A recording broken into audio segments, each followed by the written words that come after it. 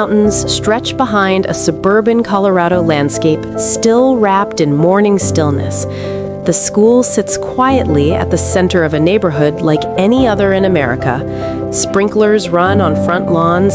School buses begin their routes. We hear a radio alarm clock click on. Pop music. A teenager's hand slaps it off. Every school day begins with ordinary rituals: an alarm, breakfast, the weight of a backpack. For 2,000 students at Columbine High School in Jefferson County, Colorado, Tuesday, April 20th, 1999, started the same way. No one knew it would end, unlike any day America had ever seen. Hey, that was a great game. Okay, class, today we're talking about April 20th, 1999. Was that a special day? Yes, it was a very important day. But inside the minds of two 18-year-old seniors, something had been building for months. A rage so deep, so methodical, that its unfolding would stun a nation and force a civilization to ask the hardest question it had ever confronted.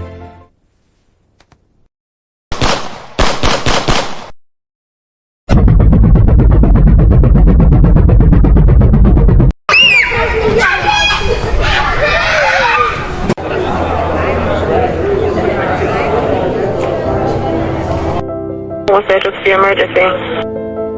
I remember thinking, this isn't real. Things like this don't happen in Littleton. They don't happen anywhere.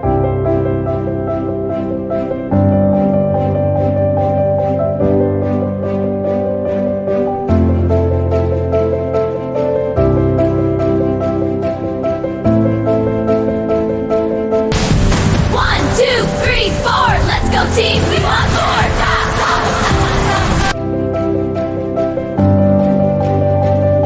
Jefferson County, Colorado, a prosperous suburb southwest of Denver. White picket fences, two-car garages. The kind of place that felt, to those living inside it, like it had solved the American equation. From the outside, Columbine looked perfect, and in a lot of ways it was, but high school is never as clean as the brochure. There were cliques, there was cruelty, there was a social hierarchy that could eat you alive if you were on the wrong side of it. Eric David Harris was born on April 9th, 1981 in Wichita, Kansas, the son of a U.S. Air Force pilot. Eric moved frequently as a child, learning to adapt and to hide. By the time the family settled in Littleton, Colorado, Eric had become someone who could charm adults and mask his inner world with surgical precision.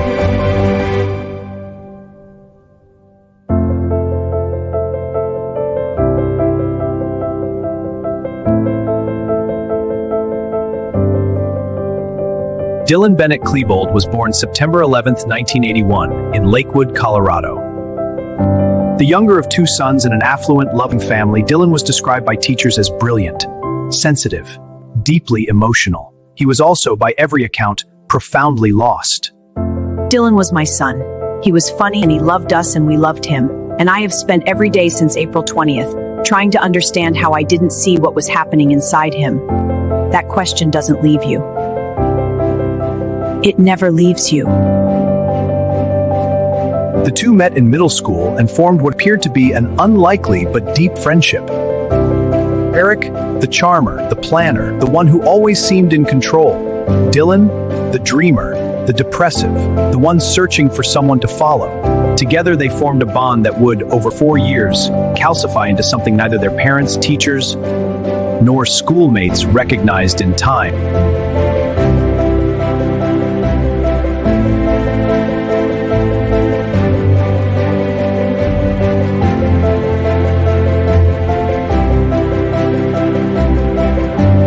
Eric in class. He was polite, he turned his work in on time, he smiled at the right moments. Looking back, that politeness was a mask.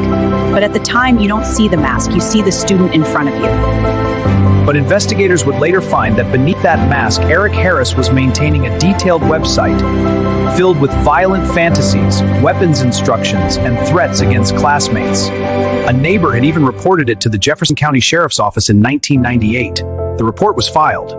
An affidavit for a search warrant was drafted. And then, it was buried. This is one of the most haunting facts of the entire case. A search warrant was drafted. Probable cause had been established.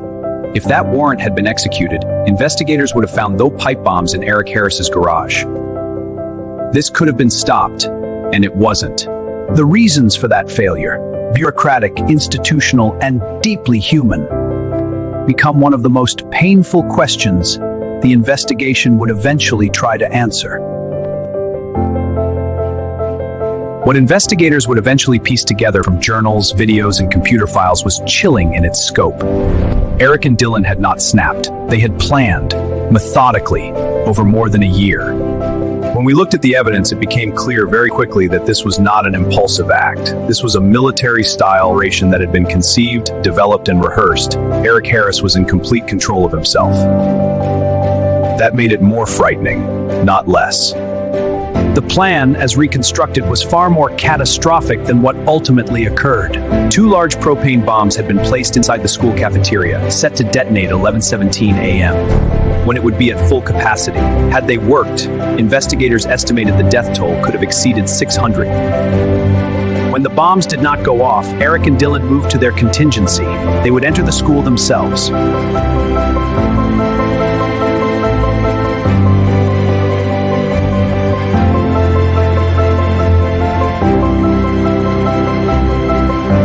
At 11:19 a.m., the attack began. All units, we have a report of shots fired at Columbine High School, West Bowles Avenue. Possible student with a weapon. I'm at Columbine. I'm in the south parking lot. Shots fired. I repeat, shots fired. The first shots were fired outside, near the west entrance of the school. Students eating lunch on the grass scrambled. Teacher Dave Sanders saw what was happening and ran, not away, but toward the students, directing them back into the building. He saved dozens of lives. Then he was shot. My father ran toward the danger. That's who he was. He was trying to get kids to safety. He died doing what he always did, taking care of his students. That's the only way I know how to carry it. Inside, the attack moved to the library, a room that would become the site of the massacre's most devastating chapter. The library held 52 students and 2 teachers. They had heard the gunfire. They had been told to hide under their desks. What happened inside the Columbine Library over the next 7.5 minutes would become the defining horror of the attack. 10 of the 13 victims who died that day were killed in that room. I had called 911. I was crouched behind the library counter. I could hear everything. I kept saying into the phone, please hurry. I still hear that room in my sleep. As law enforcement gathered outside following protocols established in an era before active shooter training had been reformed, students inside remained in harm's way. The response procedures of 1999 called for a perimeter to be established, a command post to be set up, and trained SWAT teams to be assembled before entry. It's so cold. We need help. Hello? We need an ambulance at the school. Officers would not reach Dave Sanders for another 3 hours. He died at 3 p.m.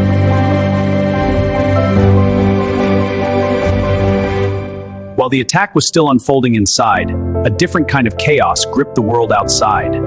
Breaking news chyron. Anchors reading from wire reports. Confusion on air. No one yet knows the scope of what is happening. We were getting information in fragments. Shots fired, multiple injuries, a school. We knew very quickly this was not a single incident.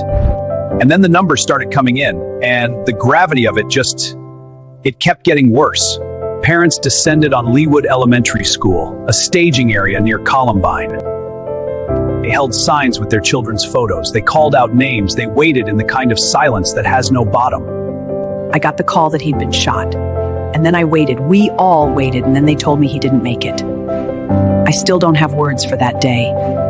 I don't think I ever will. By evening, a grieving nation sat in front of its televisions. President Clinton addressed the country. Vigils were held in cities across America, and in newsrooms, living rooms, and school faculty meetings, a single question echoed.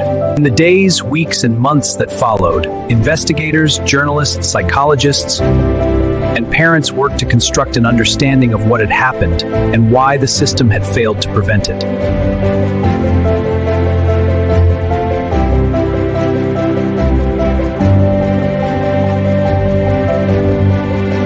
Every piece of paper, every journal entry, every website post, we read all of it. We needed to understand not just what happened, but what was in their minds.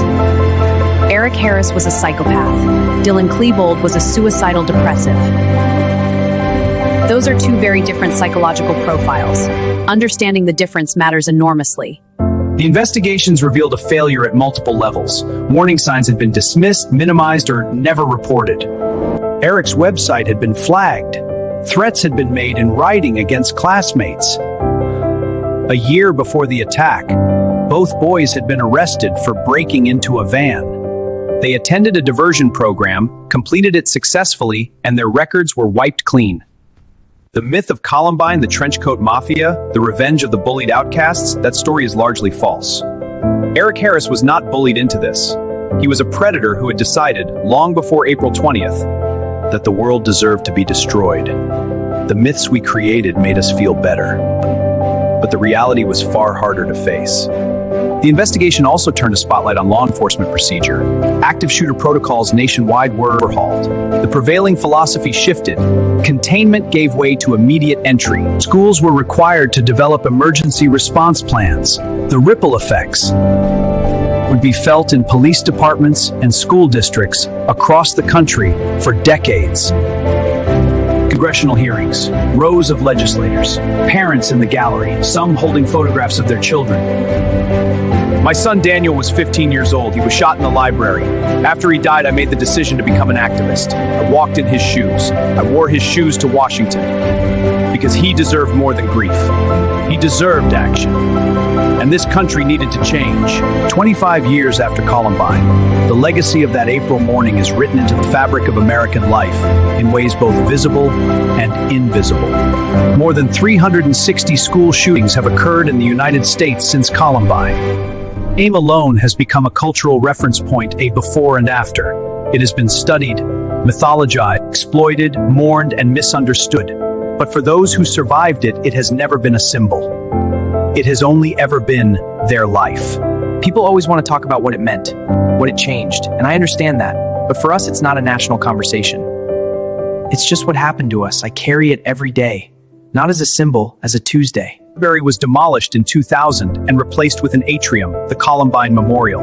In 2007, the Jefferson County Sheriff's Office released more than 11,000 pages of investigative documents, giving the public its first full accounting of the failures that preceded the attack. I made a promise to my staff and my students that I would not leave until every child who was a freshman when this happened graduated. I kept that promise. I stayed 15 years because they needed to know that Columbine was not just a place where something terrible happened. It was a school. It was their school. It still is. Sue Klebold, Dylan's mother, spent years in silence before finally speaking publicly, first in an essay and in a memoir. Her account added a dimension that no investigation had ever fully captured: the grief of a parent who lost a child to his own violence. I have two losses. I lost my son on April 20th, and I grieve that every day. But I also carry the weight of what he did. Those 13 families, they deserved better. Their children deserve to live. I carry that too. I will carry that for the rest of my life. The conversation Columbine ignited about gun access, mental health, school culture, warning signs, law enforcement response, and the American capacity for self-reflection has never ended. Each name added to a roll call that began in a library in Colorado on a clear April morning. In the final journals recovered from Dylan Klebold's bedroom, investigators found passages from the days before the attack. He had written that he hoped someone, someday, would understand what he'd been feeling, that someone would listen. The terrible irony is that the world has listened. It has listened harder to this story than perhaps any in the modern era of American violence. And yet the listening alone has not been enough.